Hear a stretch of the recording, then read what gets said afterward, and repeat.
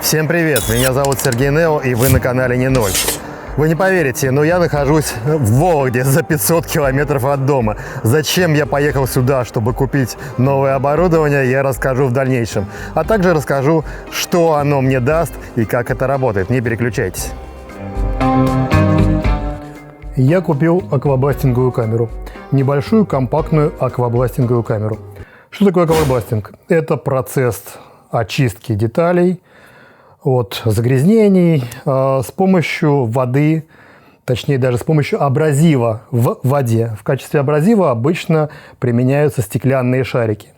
Мне довольно часто приходится реставрировать бэушные детали, придавать им такой заводской вид, очищать их, гальванизировать.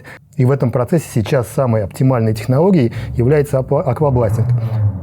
Да, конечно, хотелось бы купить лазер, но лазер это уж совсем дорого, и его надо каким-то образом окупить. Я же хотел взять камеру именно для своего гаража, ну точнее для мастерской. Габариты моей мастерской очень маленькие, это 6 на 7, и то это общая площадь, не считая стеллажей и всякой ерунды в виде столов и верстаков. Ну и, конечно, у меня стоит посередине подъемник, который не всегда найдешь в гараже. А так, в общем-то, обычный гараж. Поэтому я хотел найти и маленькую камеру, которая вместится в мои габариты. Процесс поиска этой камеры у меня был, в принципе, достаточно классический. Я зашел на Авито и решил найти бэушную камеру. Ну, самое оптимальное для гаража — взять бэушку, попробовать, вообще зайдет, не зайдет технология это, что это мне даст, смогу ли я это делать, насколько мне будет выгодно это делать, потому что все-таки отдавать кому-то на отработанные заводские установки, где себестоимость чистки деталей намного ниже, чем вот в таких кустарных условиях, конечно, надо было проверить эту технологию. Поэтому на Авито я начал искать бэушные камеры. Достаточно мало их там есть. Но я нашел одну контору, в которой продавалась бэушная камера. Я поехал, ее посмотрел. И, честно говоря, очень, с одной стороны, обрадовался, с другой стороны, огорчился, потому что человек продавал бэушную камеру и при этом говорил, что я могу тебе привезти такую же через месяц за эти же деньги, что и бэушная, но новую. Я, конечно, понимаю, что перекупы тоже хотят есть, но зарабатывать треть стоимости детали на том, что у них нет наличия, а лишь на перевозке и продаже бэушки, это уже перебор. Как считаете, вообще стоит перекупом жить или не стоит? Это меня немножко напрягло. В целом конструкция камеры была ровно такая же, как вот эта, и я продолжил поиски. Поискал, ничего не нашел, и уже было, как я начал копить денежки на ту камеру, но вдруг каким-то образом случайно у меня фильтр в Авито обнулился и показал общие параметры по всей стране. Ну и, соответственно, высветил еще несколько вариантов. И как оказалось, что в Вологде есть такие же камеры, которые стоят намного дешевле. Я им позвонил, спросил, уточнил, какая связь между ними. Оказалось, что, скорее всего, это то ли их дилеры, то ли перекупы. Но, в общем, это не столь неважно. Я метнулся в Вологду и привез ее сюда. Почему я поехал сам? Потому что я не знаю, к кому я еду, деньги все-таки немалые, и вдобавок стоимость переезда туда-сюда на машине равна примерно стоимости доставки. Хотя и потом бы мне из транспорта все равно пришлось бы ее забирать. Ну и, собственно, производство этих моделей налажено вот в Вологде у ребят, которым непосредственно я поехал и купил. Они производят несколько моделей, поменьше, побольше и вот такую среднюю, как у меня. Габариты моей модели — это 95 сантиметров ширина, 170 сантиметров высота и 60 сантиметров, 65 сантиметров ширина, глубина. В принципе, эта камера вошла в машину, и еще у нее можно открутить ножки, и тогда она сложится вообще до такого небольшого кубика. Весит она 70 килограмм и, в принципе, в транспортной перевозится достаточно легко. Камера влезла ровно в Санта-Фе, ничего не пришлось снимать и откручивать, все прям вошлось в собранном виде, полностью в собранном виде. Что представляет из себя конструкция этой камеры? Да, в общем-то, это ящик, сваренный из листового металла, притом из обычного металла. Стоит это все на 4 ножках, и у него сбоку дверка, через которое можно закладывать деталь, а спереди окно, через которое можно наблюдать за процессом. Ну и два таких отверстия, куда вставлены перчатки, и идет процесс обработки. Все, в принципе, это очень простая технология, и единственное, что в ней есть такое движущееся, это вот там стоит насос. Сейчас я сначала достану все компоненты, которые мне достались при покупке. Вот это 2 трубы даются в придачу для создания вентиляции. В корпусе есть 2 отверстия под эту вентиляцию. Вот это пластиковые панели для организации пола, на котором будут ставиться детали. Этих панелей 6 штук. Их даже пронумеровали друг за дружком, чтобы потом несложно было понять, как они ставятся, потому что у них с каждой стороны упорчики небольшие, чтобы это все не ерзало. Ну, такая простая технология. Вот они, эти 6 панелей. Вот пакетик со всяким зипом. Это шланги, не знаю еще пока для чего. Повороты для вентиляции. 2 штучки. Кольца, чтобы держать эти трубы. Ну и, в общем-то, ножки, на которые ставится вся эта камера. Я ее поставил просто так на родные ножки, на пластиковые, без всякого регулятора высоты. Если, наверное, у кого-то пол кривой, то обязательно поставить на вот эти ножки, которые с регулировкой высоты. И самая такая необычная деталька, за которую я переживал, это насос. Вот такой вот насос здесь установлен. Я очень боялся и не понимал, что за насосы ставить в подобные камеры, особенно в дешевые. Но, как оказалось, это насос достаточно простой. На нем нет никаких обозначений, но это обычный дренажный насос. Притом довольно-таки маломощный, но, видимо, вполне эффективный. Внутри также проложено 3 шланга. Первый шланг – это на такой вот обмывочный пистолетик с краником. Сюда просто подается вода, это так обмывать детали. И вот сам пистолет для аквабластинга. Честно говоря, это обычный пистолет для пескоструя, который продается на Алиэкспрессе и стоит копейки. Ну вот, теперь я знаю и, в общем-то, могу сам все это повторить. Для того вам и рассказываю. Перчатки тоже, в принципе, обычные резиновые перчатки. Тоже продаются, если не ошибаюсь, на Алиэкспресс за 3 копейки пучок. Внутри также стоит дворник, чтобы очищать стекло. И снаружи установлено 2 светодиодных светильника. Ну, кстати, хорошее решение, потому что светильники будут не так сильно загрязняться. Если будет загрязняться стекло, то это очищается.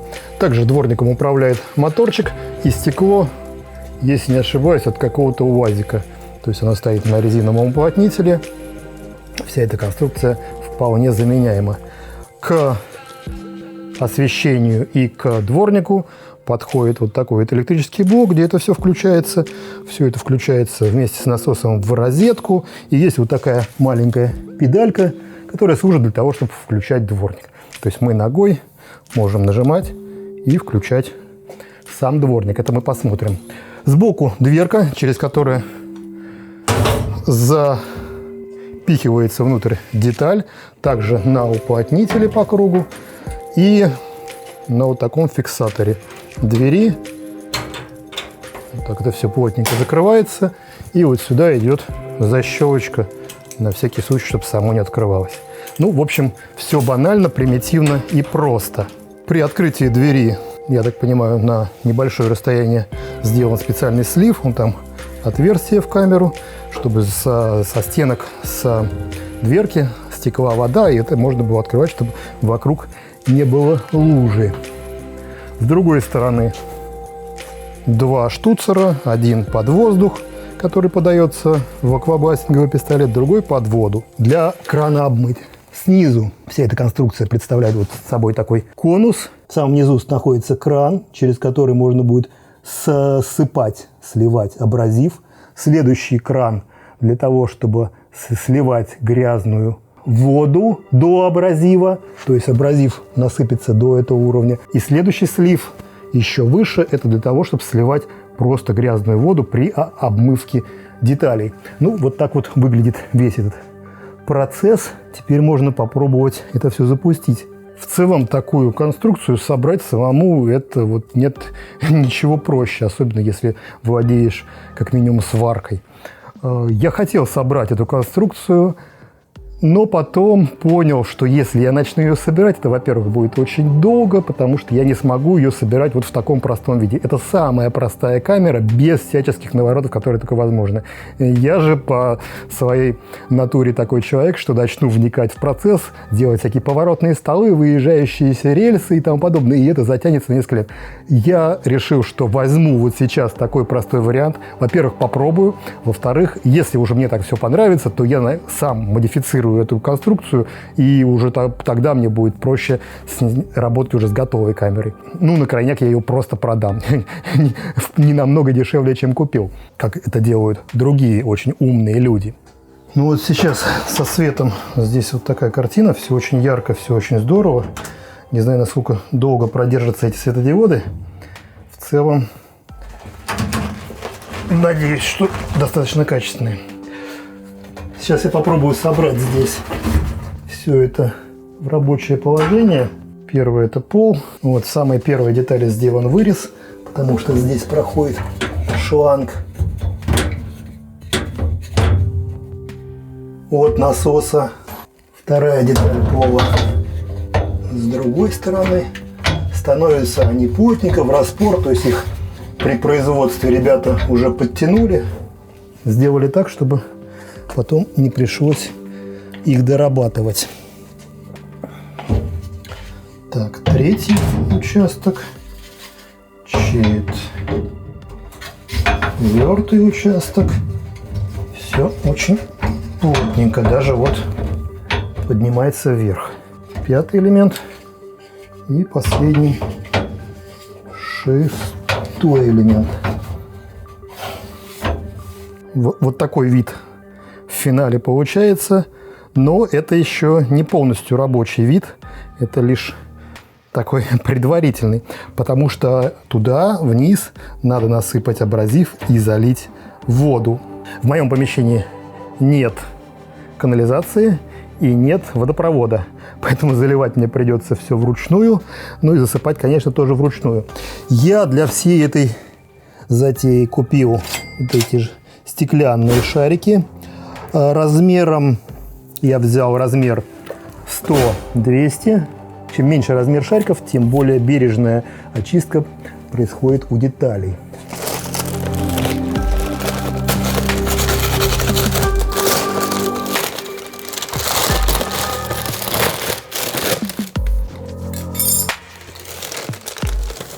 Вот эти шарики. Не скажешь, что это шарики. Это прям как мука-мука. Они очень-очень маленькие. Я даже не ожидал. Я думал, они будут побольше. Они просто крошечные-крошечные. Вот каким-то образом эта вся мука будет работать. Вообще, чтобы правильно понимать процесс вот этой очистки, он несколько отличается от пескоструйной очистки.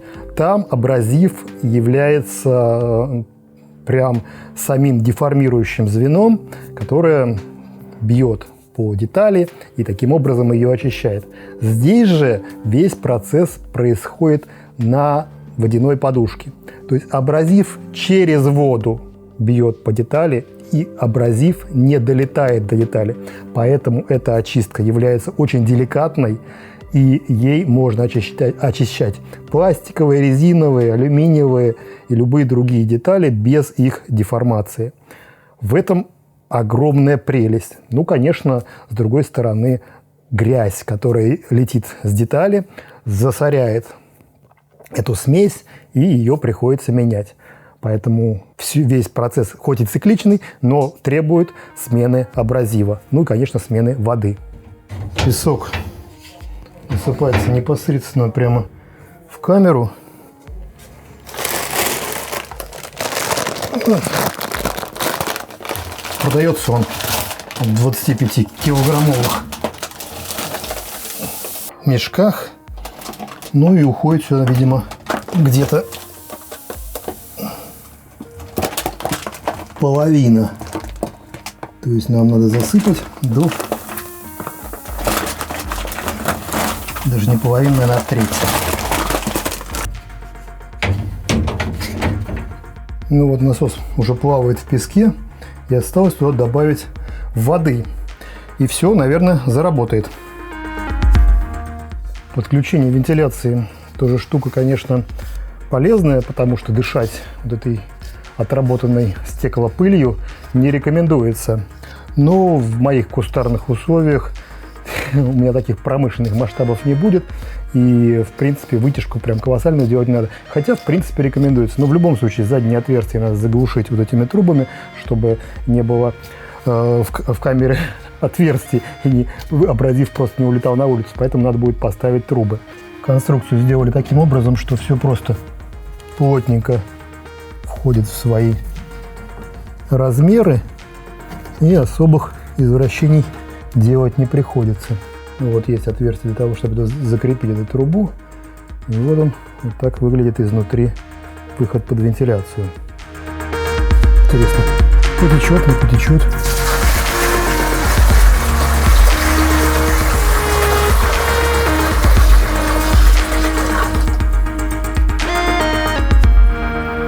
Пока не потекло. Чуть даже там пузырится. Так, ну еще ведерко воды, и все будет нормально, можно будет запускать. Как любая инжекционная технология, конечно, для нее нужен воздух. Но что будет, если просто включить насос и подать и пистолет? Все, абразив и насос. Вот насос работает, и что-то брызжет. Процесс обмывки сейчас идет, но ни об какой инжекции здесь речи и не идет. Воздух не подмешан, и абразив идет хоть и под давлением, но ровно таким, каким может создать насос. Насос достаточно мощный, он дренажный насос, но все же это не то, что отмоет детали. Это просто можно таким образом было бы помыть, если бы не было абразива. Сейчас же надо подать воздух. И тут еще одна небольшая проблема. Для, как и всех подобных технологий, нужен не маленький компрессор. Желательно как минимум 500-литровый с производительным насосом. Иначе он просто не вытянет, и ему не хватит потока воздуха. Сейчас подключаем наш компрессор к камере. Здесь сделано гнездо. Надеюсь, штуцеры сойдутся. А хрен там. Штуцер у меня... А, нет, зашел. Все. Теперь мой воздух присутствует в камере, и можно попробовать посмотреть процесс. Но для этого придется закрывать дверку. Сейчас воздух уже подключен к пистолету, и можно, в принципе, его открыть, и пойдет обдув. Так же, как из любого обдувочного пистолета. Здесь подается абразив из насоса, здесь подается воздух.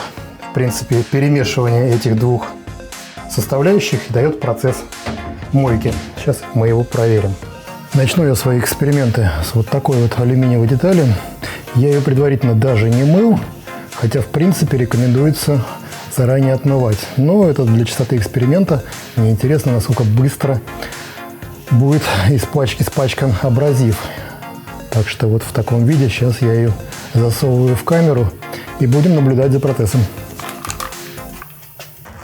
Все органы управления собраны внутри, для того, чтобы, не вынимая рук, можно было отрегулировать как давление воздуха в пистолете, так и включить-выключить обмывочный пистолет. То есть для этого вынимать руки наружу не придется. Но общие органы управления, такие как включить насос и включить свет, находятся снаружи. Поэтому сейчас включаем насос, пока вторая рука снаружи, и пробуем, что же у нас получается. Насос заработал, жидкость пошла. Сейчас вставлю вторую руку. и попробую включить давление.